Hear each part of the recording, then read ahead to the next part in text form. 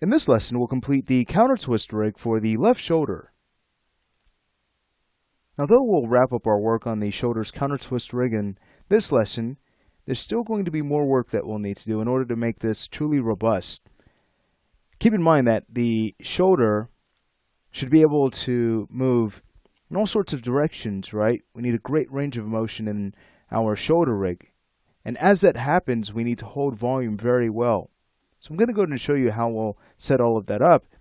But before we do, let's go ahead and finish up our work here. It's now time to add an expose node. Once we've added it to our scene, let's go ahead and move to our modify panel. We're going to go ahead and check the display settings.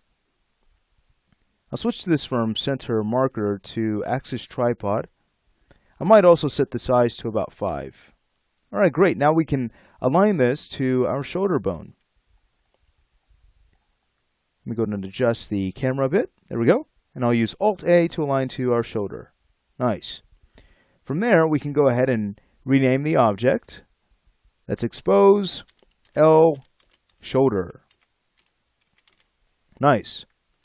Now from here, let's go ahead and make sure that we link to the shoulder's root. So I'll go ahead and link to the clavicle nub. There we go. And then once we've managed to do that, we can go ahead and freeze its transforms. Alright, great. So now it's time to expose the shoulder. Now it's not the shoulder bone that we want to expose, but it's the helper that we have set up that we have orientation constrained to the counter twist bone. So going back to the expose node, let's say we go ahead and now expose our shoulder's helper. Remember, that's PTL shoulder twist. Alright, fantastic. So take a look. Its local space is good to go. We have 0 values. Now, what's the axis we need to control here? Well, that's going to be the x-axis, right? So that's what we need to tie into the z-axis of our end helper. Alright, let's go ahead and get to it.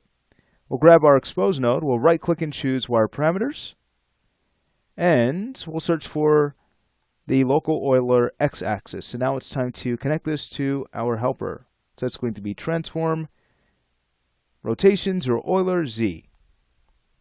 Let's go ahead and connect the two controllers, and now we'll go ahead and test this out. Let's grab our shoulder bone. As we start to rotate, you'll notice that, alright, we actually have this type of additive rotation. What that means is that we need to go ahead and use the negative operator. So right before our expression, we'll go ahead and add the negative symbol and choose update. Now let's go ahead and test this out. So as we start to rotate the shoulder, take a look. There's our counter twist rig. How fun. And take a look, it's very robust, but we can take this a step further. I'll go ahead and show you how shortly. Now, let's go ahead and check our layers. We have a few objects that we can store in our hidden layer. So there's the expose node, and there is the IK goal. So let's go ahead and store them there. And now what I'll do is go ahead and stop the lesson. Let's go ahead and do the same steps that we have done thus far for the left shoulder on the right side. So we'll go in and we'll set up our helpers. We'll set up our inverse kinematic system.